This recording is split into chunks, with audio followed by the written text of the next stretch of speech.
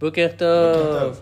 Nous commençons ce matin notre étude sur la Haftara de la paracha de Vaishlach. Le point, ou l'un des points essentiels et les marquants de la paracha de Vaishlach, c'est bien sûr le récit de la rencontre entre Yaakov et son frère Esav. La Haftara est constituée de l'unique chapitre du prophète Ovadia. Et cette Haftara, donc tirée du prophète Ovadia, est consacrée à Esav, à Édom, et aussi au jugement final qui s'exercera à la fin de l'histoire, jugement final qui concernera Esav et Édom.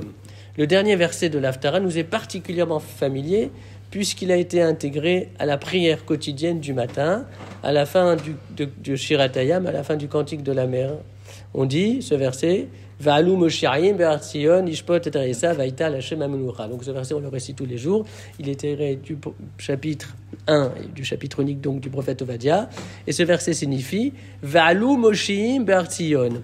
Et les libérateurs, Moshia, et les libérateurs feront l'ascension du Har Tzion, de la montagne de Tzion, l'Ishpot et Har Esav, pour juger la montagne d'Esav. Va'ita l'Hashem Amenucha, et alors, à ce moment-là, la royauté appartiendra à Dieu.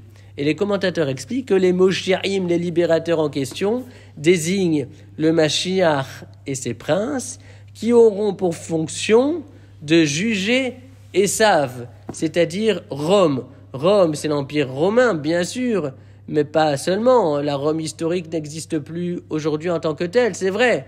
Mais son idéologie, ses valeurs, ses fondements, eh bien, tout cela continue de prévaloir dans le monde moderne, et c'est précisément cette dimension de l'histoire qui sera jugée à la fin des temps. La montagne de Esav, il est question de Har Esav, la montagne d'Esav, ce sont tous les sommets qu'il a atteints, les cimes qu'il a touchés, les succès qu'il a collectionnés, eh bien c'est tout cela qui sera jugé à la fin de l'histoire.